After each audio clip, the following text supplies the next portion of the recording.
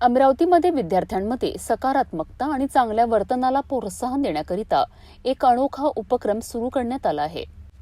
हा उपक्रम रामगाव येथील शाश्वत स्कूल येथे सुरू करण्यात आलाय. 28 फेब्रुवारी रोजी आयोजित पत्रकार परिषदेत या अभिनव उपक्रमाची माहिती देण्यात आली.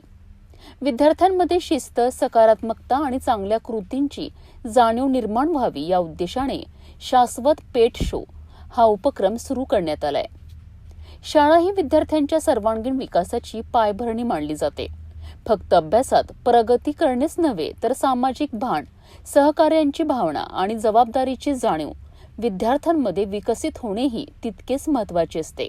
याच उद्देशाने शाळेत शाश्वत पेट शो पेटी बसविण्यात आली आहे. काय विषय होता नेमका पत्रकार परिषदेचा?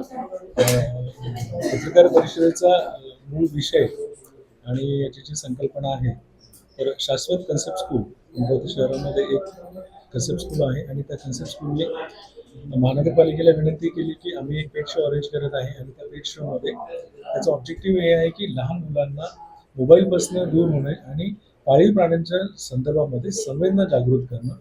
पण अल्टिमेट ऑब्जेक्टिव्ह होते की स्ट्रेसफुल लाईफमधनं ॲडल्ट्स आणि लहान मुलं यांचा मोबाईलचा ऑब्जेक्टिव्ह कमी होणं आणि एक त्यांचा उदात्त हेतू हा होता की मानवी जीवनामध्ये मोबाईलच्या स्क्रीन टाईममुळे किंवा अतिरिक्त वापरामुळे जे काही साईड इफेक्ट्स होतात त्याला कमी करायचं.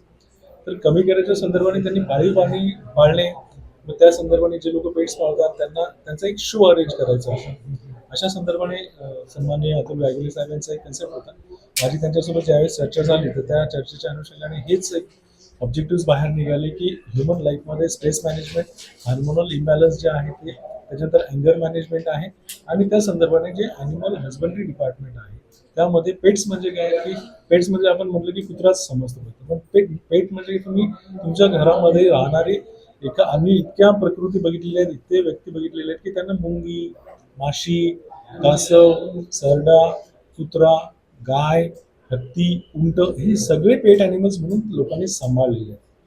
पण डोमेस्टिक ॲनिमल्स आणि वाईल्ड ॲनिमल्समध्ये डिफरन्शिएट करत असताना डोमेस्टिक ॲनिमल्समध्ये पेट्समध्ये कुत्रा, गाय ह्या गोष्टी ज्या शासनाने परवानगी दिलेल्या आहेत यांना जे लोक सांभाळतात ते सांभाळ करत असताना मग त्यांची काळजी घेणं, त्यांची केअर अँड मॅनेजमेंट करणं, त्यांच्या खाद्याची व्यवस्था करणं हे सगळं करत असताना माणसांना जो स्ट्रेस निघून जातो कारण की फिजिकली ॲक्टिव्ह राहावं लागतं. हा कन्सेप्ट आम्हाला खूप आवडला म्हणून मी त्यांच्यासोबत माझ्यासोबत जीवन रक्षा संस्था, वसा झालं, त्याच्यानंतर जयदीप सराफ झालं, नरेंद्र इंगळे या लोकांनी हे जे प्रोफेशनल डॉग शो अरेंज करतात आणि जे डॉगचे कंपॅनियन्स असतात किंवा डॉगचे ओनर्स असतात त्यांना एकत्र करून त्यांचे जे चांगले ब्रीड्स आहेत त्यांना शो करणं की लोकांना त्यामध्ये अवेअरनेस आहे. शास्त्रीय दृष्टिकोनातून जे लोक पाळीव प्राणी पाळतात त्यांनी पाळीव प्राण्यामुळे काय त्रास होतो, कुत्रं पाळल्याने काय होतो, त्याच्या केसामुळे काही होतं का, त्याच्या लाळेमुळे काही होतं का, त्याच्यामुळे लहान मुलांना काही इजा होतात का, याच्यामुळे मी सायंटिफिकली त्यांना सांगितलं की हे जे गैरसमज जे आहे हे दूर करायसाठी आपण त्याचं पण एक सेशन त्या ठिकाणी ठेवू. मग सायंटिफिक इश्यू कव्हर झाला. मग रेस्क्यूचा एक इश्यू होता तर आमच्यासोबतच्या संस्था जोडल्या होत्या, त्यांनी सांगितलं रेस्क्यूचे इश्यू जे आहे तिथे काही कॉन्फ्लिक्ट झालं तर आम्ही हँडल करू. लसीकरण जे आहे एक महत्त्वाचा मुद्दा की येणाऱ्या ज्या एंट्रीज आहेत त्यांना आम्ही फ्री लसीकरण देऊ. तर शाळेचा एक उदात्त जो हेतू होता त्याला प्रशासकीय स्वरूपामध्ये किंवा सोशली आम्हाला जे काही सहकार्य करायचं होतं आम्ही ते सर्व या संस्थेला करत आहोत. बाकी या उदात्त हेतूबाबत तुम्हाला गायगुले सर बोलतो. सर याच्यामध्ये किती एंट्री झाल्या काय सांगा? यामध्ये टेंटेटिव्हली आमच्याकडे 15 ते 20 एंट्रीज शाळेमार्फत आमच्याकडे आलेल्या आहेत आणि मला असं शाश्वती आहे की कमीत कमी 100च्या वर तर त्या ठिकाणी पेट्स जमा होतील आणि खूप चांगला रिस्पॉन्स म्हटल्यापेक्षा एक खूप चांगलं एक्झाम्पल महाराष्ट्र शासन, महाराष्ट्र राज्यामध्ये आणि संपूर्ण भारतामध्ये सेट होईल की this is can be a option to get rid of mobile. त्याच्यामध्ये महानगरपालिका शाळा इन्व्हाइट करणार. यामध्ये सर आमचा प्रयत्न राहील की महानगरपालिकेच्या मी मुख्याध्यापकांशी चर्चा करेल, त्यांच्यामार्फत आम्हाला जर काही एंट्रीज मिळतील किंवा इतर लोकांमार्फत एंट्रीज, तसं तर हा शो आम्ही संपूर्ण अमरावतीसाठी आहे. अमरावतीमधले कुणीही या ठिकाणी शोमध्ये येऊ शकतं, लिमिटेड नाही आहे आणि आम्ही जेवढ्या जास्त एंट्रीज येतील आम्ही त्याच्यासाठी सक्षमपणे नियोजन करू. या पेटीत विद्यार्थी आपल्या सहाध्यायांनी केलेल्या चांगल्या कृतींची नोंद करू शकतात.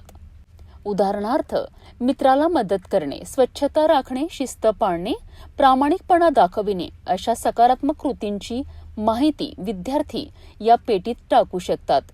इतकेच नाही तर शिक्षक देखील विद्यार्थ्यांच्या उल्लेखनीय कृतींची नोंद या पेटीत करू शकतात. यानंतर दर आठवड्याला या सर्व नोंदींचे परीक्षण केले जाईल आणि ज्यांनी चांगले कार्य केले आहेत अशा विद्यार्थ्यांचा विशेष गौरव करण्यात येणार आहे. या उपक्रमांमुळे विद्यार्थ्यांमध्ये चांगल्या सवयी रुजतील, परस्परांबद्दल आदर आणि प्रेरणा वाढेल, असा विश्वास शाळा प्रशासनाने व्यक्त केला आहे.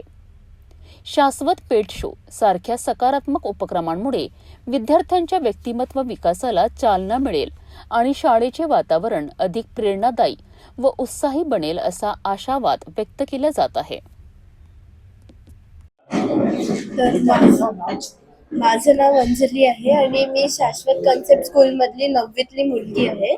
आणि आमच्या शाश्वतमध्ये टॅलेंट ऑफ टेल्स नावाचा एक पेट शो होत आहे, ज्याचे असे बरेचसे उद्देश आहेत. त्यातून एक म्हटलं